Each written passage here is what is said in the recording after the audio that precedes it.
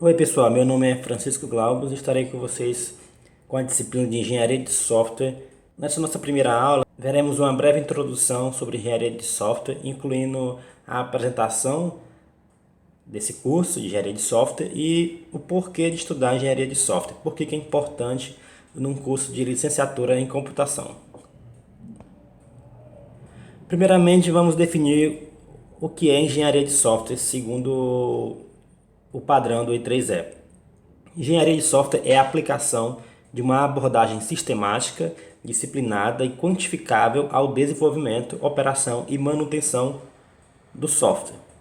Em geral, é um curso para verificar como que a gente faz para desenvolver, operar um software e manter um software, que é uma das coisas mais importantes de um software. Que é o quê? Que é depois que você desenvolveu o software, como que você faz para manter ele sempre funcionando e sempre atualizado. Muita gente em computação já fala assim o seguinte de cara, né? Tá, mas para que engenharia de software se eu já sei programar? Tá? Por que que eu preciso de engenharia de software? A programação ela é uma parte importante do processo de engenharia de software, mas não é tudo. Precisamos também saber o que programar, como programar e se o que foi programado está certo. Outra grande diferença é os programas que são feitos na faculdade e os programas que são feitos no mercado de trabalho. Na faculdade, os requisitos, ou seja, aquilo que é necessário ter no software, eles são estáveis e bem definidos. O professor sempre chega com slide na aula, né, e fala, olha, eu quero que o programa tenha isso, isso e isso, tá? Não possa fazer isso, deva fazer isso e rode em um tal sistema operacional X. No mercado de trabalho não é bem assim. O escopo é pequeno, geralmente 1 ou a 10 mil linhas de código, então não é um programa tão grande, então não tem um trabalho muito grande para fazer também. Os prazos são razoáveis, o professor geralmente dá um prazo bem tranquilo para você finalizar o seu programa. As equipes são pequenas, 2, 3 pessoas, se não trabalhando individual. Isso também faz muita diferença na hora de elaborar um software, porque quanto mais gente está, mais difícil de gerenciar. A mão de obra é gratuita, essa é a parte ruim, né? Vocês trabalham de graça, os alunos. O software de vocês não entra em produção, então ele geralmente não chega a ser testado por muita gente, só para o professor que vai dar a nota. Não tem um cliente para ficar no seu pé e reclamando dos requisitos que não foram atendidos. E também tem a ausência de manutenção. Você cria um software, mas você não mantém ele, não atualiza. Então é mais simples programa de faculdade por causa desses tópicos aqui que eu acabei de falar. Agora, os programas do mundo real, quando você vai fazer um software, você deve considerar fatores como custo, o prazo e a qualidade. Em função do tamanho do software, esses fatores se tornam difíceis de garantir. Então você começa o software com um custo X, daqui a pouco ele está 2x, né? O prazo também, às vezes você geralmente precisa de um prazo maior, tá? Se acontecer um imprevisto na sua empresa, na sua equipe, etc. E a qualidade do software, né? Não há uma garantia que aquilo que você vai fazer, o cliente fique satisfeito, tá?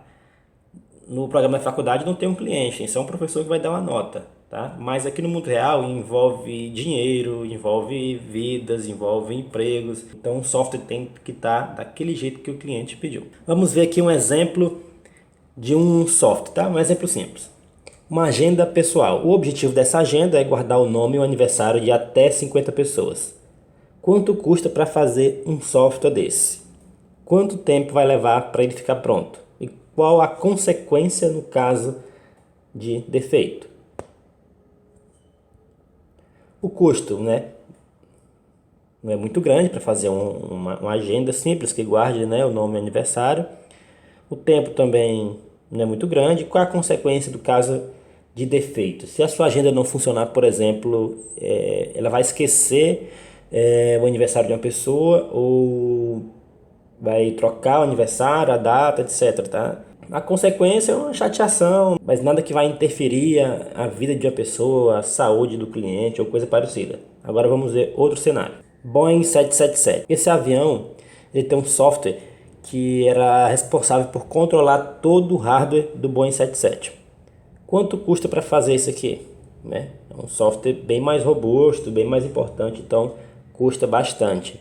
E quanto tempo leva para ficar pronto? Bastante também.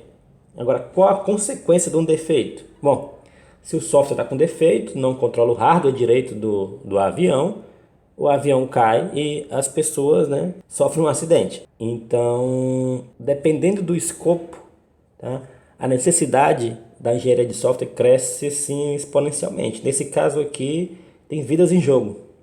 Então, todo conhecimento de engenharia de software ele tem que ser aplicado aqui para que tudo corra bem.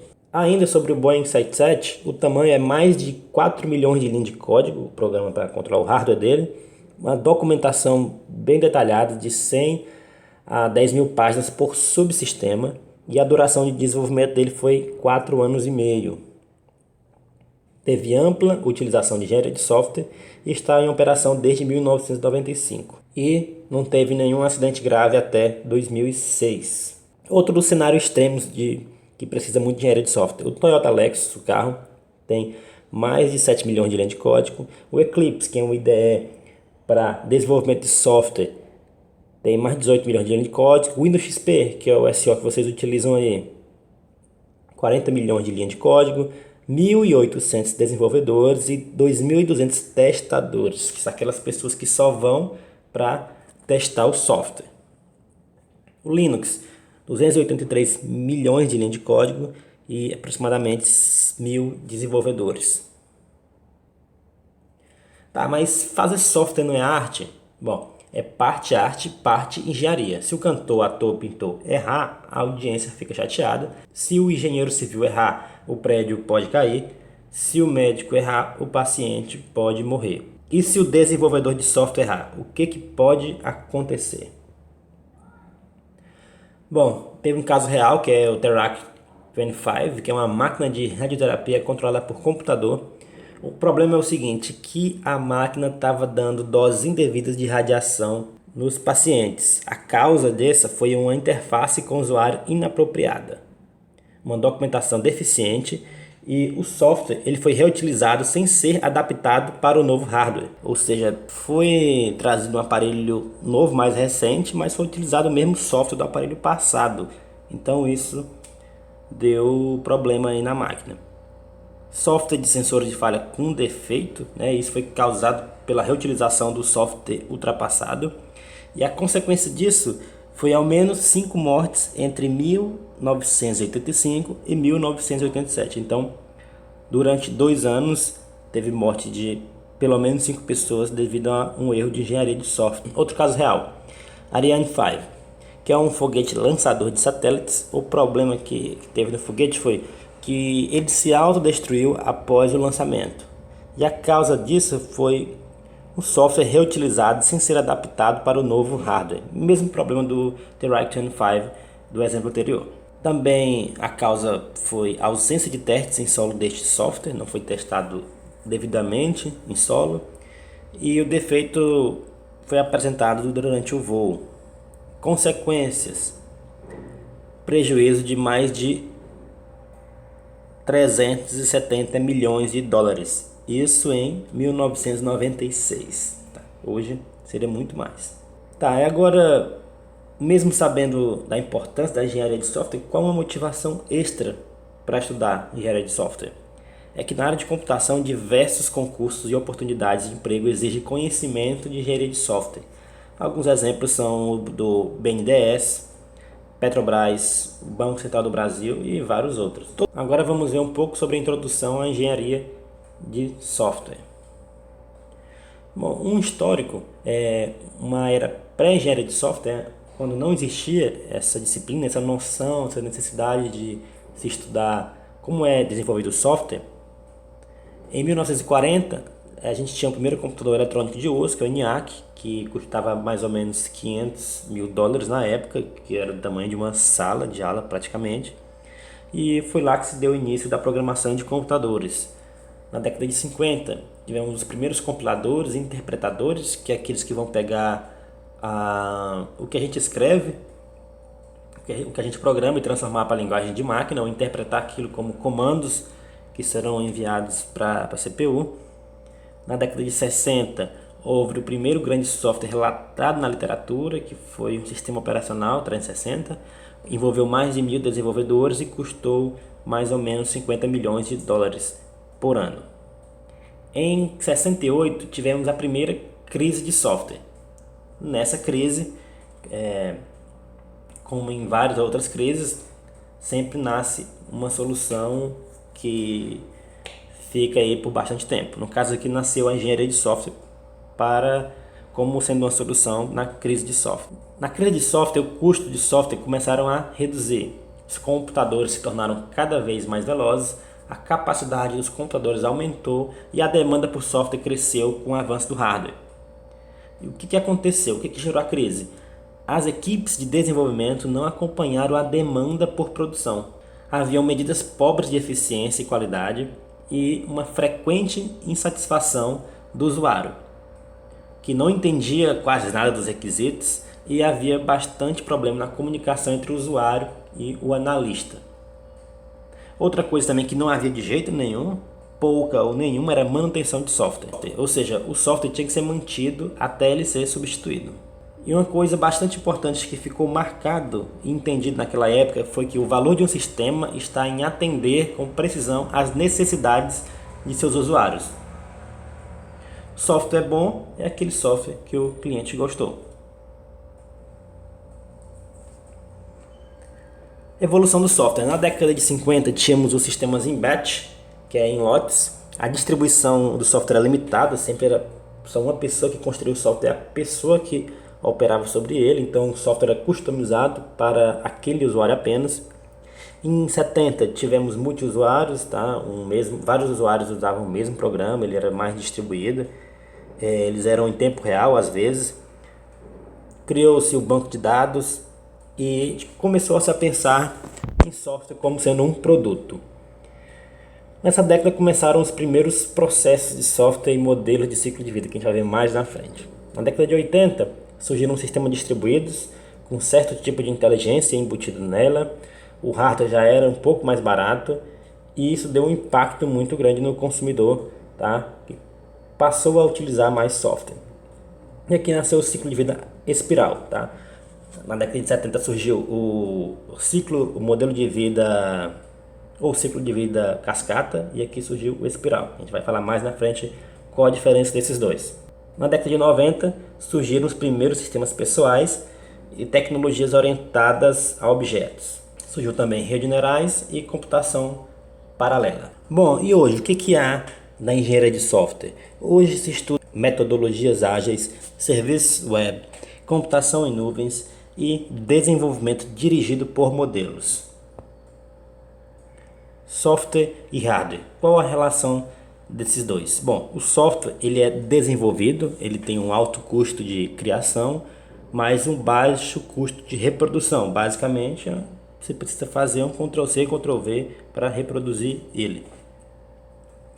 Defeitos no produto usualmente são consequências de problemas no processo de desenvolvimento. E não por questão de idade, né? O software não estraga, né? Só se ficar desatualizado em relação às tecnologias com que ele se comunica. Agora o hardware ele é manufaturado, não é desenvolvido. Ele tem um alto custo de reprodução e ele pode enguiçar, pode enferrujar, pode deixar de funcionar por algum motivo natural. Defeitos podem vir tanto na concepção quanto na produção, então é mais fácil errar na manufaturação de hardware do que no desenvolvimento de software. E o hardware ele pode ser substituído na totalidade ou em partes. Aqui a gente tem a curva de falha do hardware. No eixo vertical aqui a gente tem a taxa de falha e no eixo horizontal tem o tempo. E a gente tem uma curva aqui. E o que significa essa curva? Quer dizer que bem no início do hardware, né, as chances de falha dele são bem grandes, porque ele está sendo testado e reparado e consertado à medida que os erros vão aparecendo. Então, o software ele pode vir a falhar muito nos seus primeiros dias de vida, vamos dizer assim. Então, tem uma chance alta de mortalidade infantil aqui, entre aspas. A partir do momento que ele começa a ser testado, a taxa de falha reduz bastante, certo? E ela vai reduzindo, porque quase nenhum erro vai sendo encontrado e o hardware começa a ficar estável e perfeitamente para o uso. Mas com o passar do tempo, esse hardware, né, ele vai começando a ficar velho, né, igual qualquer aparelho nosso, igual peça de carro, né, começa a ficar velho e ele vai chegar a uma fase de enguiço, onde ele vai começar a falhar muito, né? Por exemplo, quando a gente tem um carro há mais ou menos uns 5 anos, algumas peças já você tem que começar a trocar, porque o hardware, né, que é a parte mecânica, vamos dizer assim, do computador, ele é igual a parte de um carro também. Com o tempo ele vai envelhecendo e, pelo processo natural, ele vai deixando de funcionar algumas coisas. Agora, a curva de falha de um software. Aqui é uma curva ideal. Assim como o hardware, a taxa de falha no início é muito alta, porque todas as funcionalidades estão sendo testadas, mas no momento que essas falhas são resolvidas, tá, o software funciona perfeitamente. E como ele não envelhece, então ele funciona para sempre aí. Bem, essa é a curva ideal de falha do software. Mas a curva real é um pouco diferente. Depois que o software começa, tá, a ficar estável, devido às novas tecnologias que surgem o tempo todo, ele tem que ser modificado. No momento que ele é modificado, a taxa de falha vai lá para cima, porque o que foi modificado tem que ser testado individualmente e testado em conjunto para ver se essa modificação não afetou outras funcionalidades do software. Então, por isso que a taxa de falha vai lá para cima quando ocorre alguma modificação no software. Ocorreu a modificação, vários testes são feitos e a taxa de falha começa a diminuir até ficar estável novamente e permanece assim estável até a próxima modificação, e assim vai.